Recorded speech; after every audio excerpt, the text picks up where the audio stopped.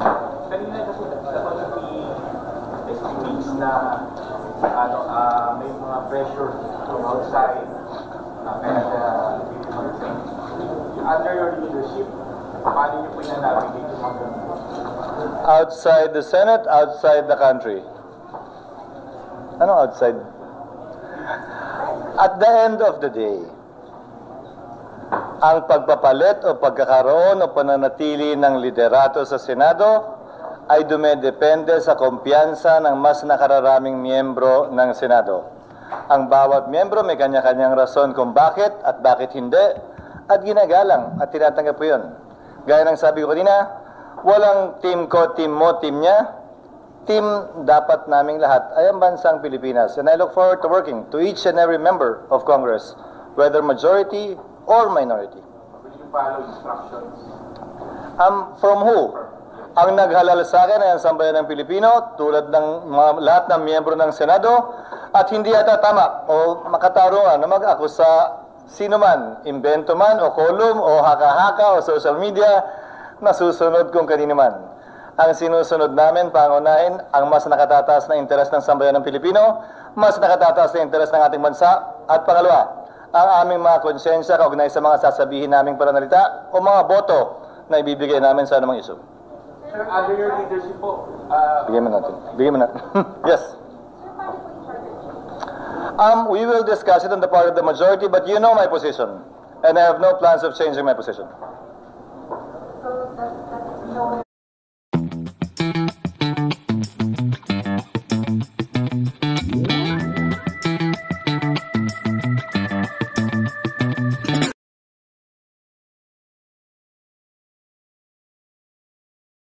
Feels like a dream, feels like magic.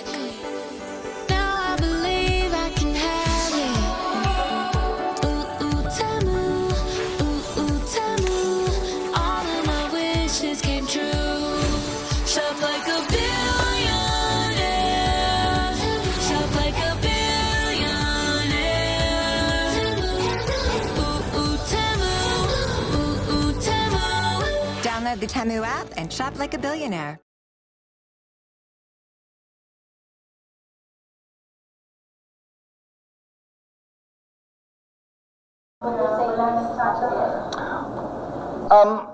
Meron ba ngayon? Meron ba ngayon? Again, we will discuss it on the part of the majority, and I think I was one of the more vocal ones during that time. So I don't see any reason why there should be concerns about that. So would you say Chacha is next in the Senate? It's not for me to say. It's not for me to say because, again, I have my own position. We will discuss it, and I have no reason to change my position. Sir, kasi nag-resign na si Senator Angara, chairman of the subcommittee. Meron pa silang plano to go to Visayas and Mindanao. Pansamantalang hindi matutuloy yun. Nag-resign ba siya as also subcommittee chair or only finance chair? Okay. We will not hold any such hearings outside of Metro Manila or even inside the Senate.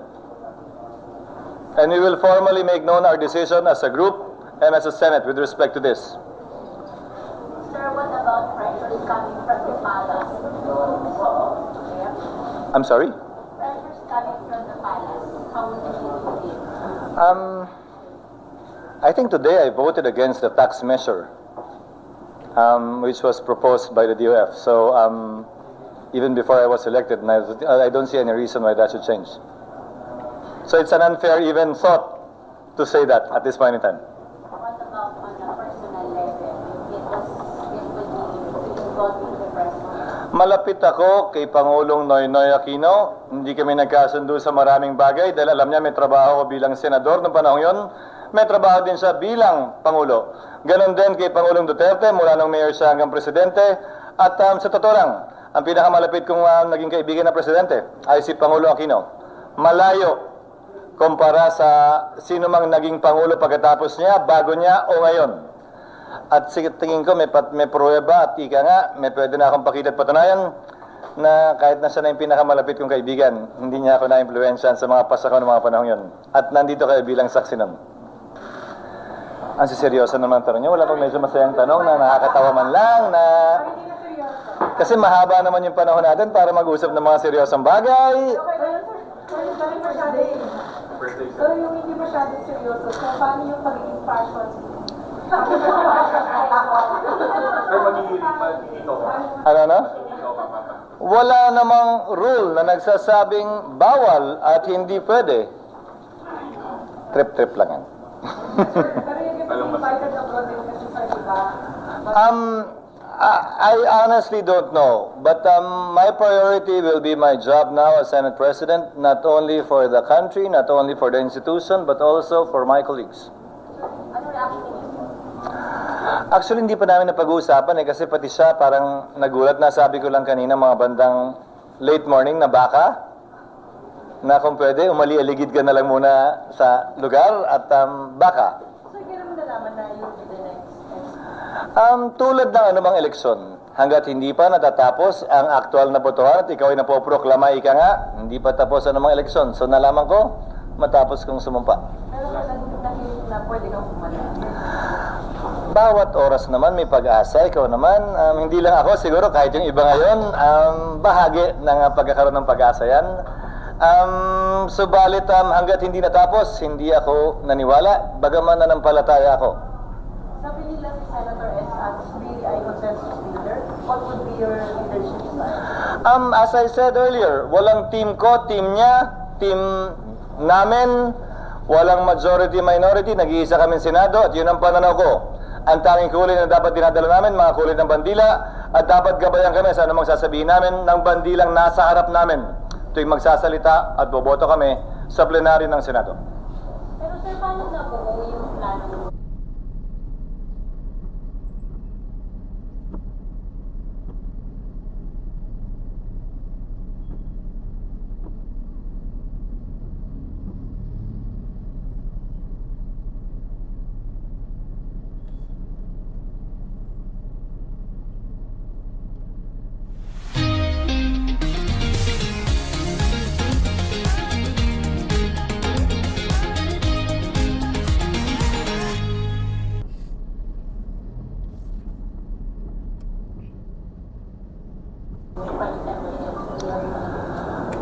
Ulitin ko, question ng kumpiyansa to at hindi para sa akin sa panahong ito. Sabihin ko anong rason ng bawat isa may kanya-kanyang rason, at mas gusto kong pag-usapan kung anong mga marapat natin gawin, at hindi ko anumang maaaring sakit o pagkagulat o tampo ng ilan o ng iba kaugnay ng bagay na yan.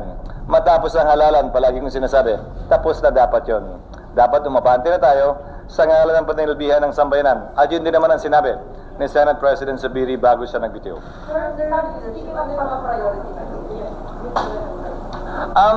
Priority namin? Ano? Actually, titingnan muna namin kung ano yung mga nakabinbin dahil 2 araw na lamang tayo. Wala kaming pwedeng simulan na matatapos namin bago kami mag-adjourn sa loob ng 2 araw. So, unahin namin yung mga ika nga ni Senate President Zubiri na itanim na pwede nang matapos ngayon. At maski siya, nung kami nag-usap, sabi niya, nais niyang i-prioritize yung procurement law na sila ang nag-shepherd, siya nag-shepherd, kaya pinakiusapan ko si Senator Angara na bagaman nagbitiw siya, ay kumaari, baby naman yan, na siya magpatuloy na mag-sponsor at magtapos. Sir, ang magiging plans, Chair, since coming na yung budget? I-elect naman yan sa plenaryo. Wala pa, mag-adjourn pa kami. Kung matagal pa yan. Hindi pa coming yung budget. Hindi pa nga nasusumiti sa... Ang budget call is in February. So, February ang budget call. Submission ng budget supposedly is SONA. And I hope the budget will be submitted in time with the President's SONA so that we have enough time to go over it. Hindi na nakita, 2 araw na lang, mag-break na, parang hindi mo pwede sa Anong gusto mong sagot sa tanong na yan? Kailangan na. Hindi question ng kailangan. Gaya ng sabi ko kanina, ang sinumang Senate President na nilbihan habang may kumpiyansa siya ng mayoriya ng mga miyembro. Pwede mangyari yan sa akin din. Mamaya, bukas, makalawa, wala namang pinipiling araw yon. Ang araw lang ang pinipili, araw ng sesyon. Hindi mo pwedeng gawin yan ng Sabado at Linggo. So walang parang solid na isang reason na bakit na or kanya-kanya kayo ng baliwala? Kanya-kanya ng paniniwala at ulitin ko, huwag na nating ungkatin. Kung gusto mo ungkatin yung mga masasakit na mga nakaraan, manood ka na lang ng teleserye. At dito, mas nais kong pag-usapan ang mga susunod pa nating pwedeng hakbangin para mapagkaisaan at may sulong. Sir, kanina i-engage ni Subiri yung pagiging independent ng pamamahala niya.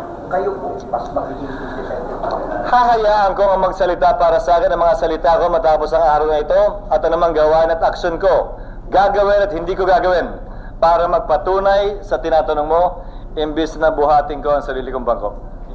May role po ba yung Malacanang sa nangyari ngayong araw? May kumausap ba sa grupo ninyo? Sa akin, wala. Sa katunayan, ayoko magsalita, pero siguro pa sa ibang bagay, pero sa bagay na ito, wala. Hindi ako ang kinausap. I'm sorry? Were you the unanimous choice of your colleagues? Parang nilapitan ka, tapos you were saying na, wala mo bang pwede, ikaw na lang. Ulitin ko, sa dulo, kung sino man ang may kumpiyansa ng 13. Hindi na para sa akin na ikwento yung proseso sa puntong ito dahil gusto na namin umabante mula dito. At hindi ba para pag-usapan, diskusyonan, debatihan, at buhusan pa ika nga ng asin anumang sugat na nalikha nito, na ako'y humihingi ng paumanin sa anumang sugat na maaari na ilikha nito o may nasaktan kaugnay nito. Kaya ayoko magkomentaryo kaugnay sa bagay na yan. Pidayalics investigation ni Senator Bato. Anong mangyayari? Hindi ko na natapos yung hearing niya, so hindi ko alam kung anong sinabi niya o kapasahan niya. Ang sinabi ko kay Senator Bato, nung ako'y nag-attend ng hearing, kung maalala nyo, ang motu proprio ay limitado sa kapag ka naka-recess ang Kongreso at pagkatapos mag-resume, usually nagpa-file na lang resolusyon sa paksa. Ang issue ay sa procedure. Kaya pinayuhan ko siya, kung gusto mo pang ituloy ito, para wala nang magreklamo, kasi una may nagreklamo, maghain ka ng resolusyon kaugnay nito. Bakit? Kung isipin ninyo. Dahil kapag ka nag-hearing ka motu proprio, paano halimbawa, kung may hazing sa isang institusyon ng militar, higher education ako, motu proprio sa akin yan. Paano ko hindi pala yun ang pasya ng Committee on Rules na ako ang priority, ako ang unang komiteng didinig niyan? Hindi maaaring iiwan sa kada sa isang miyembro lamang ang pagpasya kung ano ang jurisdiction ng komite. Dapat pinagpapasya niyan yung simpleng aksyon na binabasa ni Senate Majority Leader Joel Villanueva. Yung I move that we refer blah blah blah bill to the committee on. Actually, buong plenaryo nagdedesisyon na. Binibigyan tiwala ang pasya at rekomendasyon, ang motion ng Majority Leader. At hindi yun individual na pasya ng iisang miyembro lamang o sino mang chairman. So, hindi ko alam kung anong pasya ni Senator Bato, pero kung may mag-question, madali namang solusyonan yon, maghahain lamang siya ng resolusyon. At tulad ng ibang resolusyon na wala namang kapigilan yon. Dahil nga, kung babalik tanawan ninyo, tingnan nyo yung rules ng Senado, inimbento ang motu proprio. Dati ang may motu